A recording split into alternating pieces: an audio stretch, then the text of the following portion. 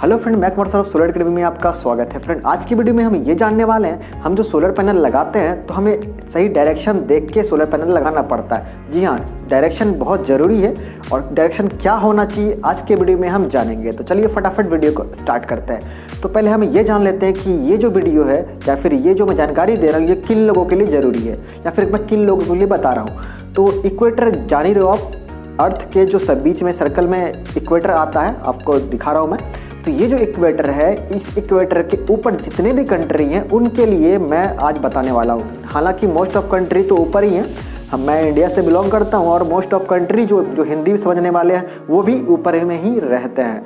हालांकि नीचे है कुछ कंट्री, लेकिन हम उसके अकॉर्डिंग बात नहीं करेंगे, हम करेंगे इक्वेटर के ऊपर वाले कंट्री के अकॉर्डिंग बात। अब इक्वेटर के ऊपर जो है तो उनको ध्यान में रखना है कि उन्हें सोलर पैनल का जो एंगल देना है वो साउथ फेसिंग के तरफ देना है। अब साउथ फेसिंग क्यों देना है और किस टाइम के लिए देना है, हम ये बात कर लेते हैं। पहले हम ये बात करते हैं कि किस टाइम के लिए। जैसे गर्मी के समय क्या है, गर्मी के समय अगर हम पैनल को कोई एंगल ना दे, हम बस स्ट्रेट रखें, उसको ज़मीन पे सुला दे, तब भी आपको अच्छा जनरेशन मिल जाएगा गर्मी में। लेकिन क्या है, ठंड के टाइम में अगर आप ऐसे रखते हो तो पैनल का आपका सही जनरेशन नहीं मिलेगा।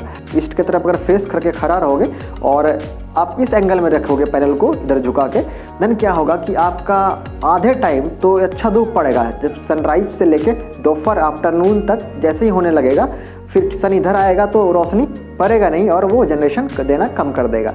अगर आप वेस्ट की तरफ लगाते हो, मतलब पश्चिम की तरफ, तो क्या होगा, आपका हाफ टाइप तो पड़ेगा नहीं, क्योंकि सनराइज़ हो रहा है जब दोपहर के टाइम तक तो धूप नहीं पड़ेगा, दोपहर के बाद इस पर धूप पड़ेगा यानी लाइट पड़ेगा। तो यानी हम देख रहे हैं कि ना ईस्ट में काम करेगा ना वेस्ट में काम करेगा। अब हम नॉर्थ तो लगा नहीं सकते हैं, अब साउथ क्यों लगाएंगे, अब इस पर बात करते हैं। जैसे कि हम साउथ क्या है, अगर आप ईस्ट की तरफ खड़ा रहो मुँह करके फेस करके, देन क्या होगा, आपका साउथ किधर पड़ेगा, आपके राइट हैंड साइड में। तो राइट हैंड साइड में आपका साउथ होगा, तो इस फेस पे हम पैनल को रखते हैं, मतलब ना इधर ना सीधा ना इस तरफ, साउथ फेसिंग। आप साउथ फेसिंग क्यों रखते हैं वो भी जान लो। इक्वेटर के ऊपर जितने भी कंट्री आते हैं उनके लिए, जैसे कि मान लो ये अर्थ है, हालांकि मूव तो अर्थ कर रहा है, सन नहीं करता, लेकिन हम जो दिखता है उसके अकॉर्डिंग बात कर रहे हैं कि सनराइज हो रहा है ईस्ट की तरफ से। मैंने बोला ना, ईस्ट की तरफ से आपका सनराइज ऐसे हो रहा है, ठीक है। अब जो इक्वेटर वाला लाइन है, सन क्या करेगा, दोनों सर्कल है बॉल जैसा, दोनों बीच में सबसे नज़दीकी वाला पार्ट कौन रहेगा, इक्वेटर वाला लाइन। इक्वेटर पे ज़्यादा धूप पड़ता है और सीधा पड़ता है डायरेक्ट 90 डिग्री एंगल। इक्वेटर से जितना कंट्री ऊपर रहेगा उसको उतना एंगल उठाना पड़ेगा पैनल का, इक्वेटर से नीचे जितना रहेगा उसको उतना ऊपर उठाना पड़ेगा। तो इक्वेटर से जो नीचे होगा उसको नॉर्थ की तरफ उतना उठाना होगा, इक्वेटर से जो इतना ऊपर कंट्री होगा उसको साउथ की तरफ उतना उठाना पड़ेगा, सोलर पैनल का एंगल देना पड़ेगा। ये आप समझ लिए।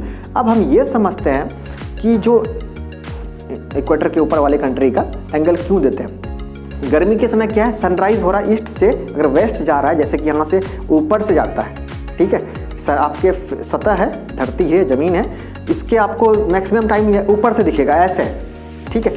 लेकिन ठंड का टाइम में क्या होता है, ये प्रॉपर ईस्ट से सनराइज नहीं होता, ईस्ट के बाद मतलब साउथ की तरफ, ईस्ट और साउथ की तरफ कॉर्नर से यहाँ से सनराइज होगा और वेस्ट की तरफ प्रॉपर नहीं जाता, वेस्ट से पहले ही साउथ के इधर से सनराइज हुआ। एक तो लेट से सनराइज हो रहा साउथ की तरफ से और साउथ की तरफ ही डाउन होके सनसेट हो जाता है, यानी सूर्यास्त हो जाता है। अब यहाँ पे देखेंगे, ये साउथ की तरफ जो सूर्यास्त हो रहा है ये इधर झुक के आता है, मतलब इस समय ठंड के टाइम में ये ऊपर से नहीं आता, ये ठंड के टाइम में नीचे से ऐसे होके जाता है, मतलब साउथ की तरफ थोड़ा झुका हुआ रहता है सन, ठीक है। और ये झुकाव इसलिए भी होता है क्योंकि अर्थ जो है अब कहीं ना कहीं अपने आप में एक्सिस पे झुका हुआ है, ये आपको पता ही होगा। उसी झुकाव के वजह से ये चीज़ होता है कि ठंड के टाइम में ज़्यादा सन का एंगल बन जाता है। अब ये जो एंगल बना, मतलब कि सन जो झुक के गया, नीचे से गया, ठीक है, तो हमें क्या करना पड़ेगा, 90 डिग्री एंगल देना पड़ेगा। ये अगर नीचे जा रहा है तो हमें भी क्या करना पड़ेगा, पैनल को उठाना पड़ेगा, तभी तो 90 डिग्री एंगल पड़ेगा। अगर ये ऐसे है, ठीक है, हम इसको उठाएंगे तभी तो 90 डिग्री एंगल पड़ेगा। और 90 डिग्री का पड़ने का मतलब क्या है कि सही से आपको लाइट मिलेगा, सही डायरेक्शन में मिलेगा और अच्छे से मिलेगा।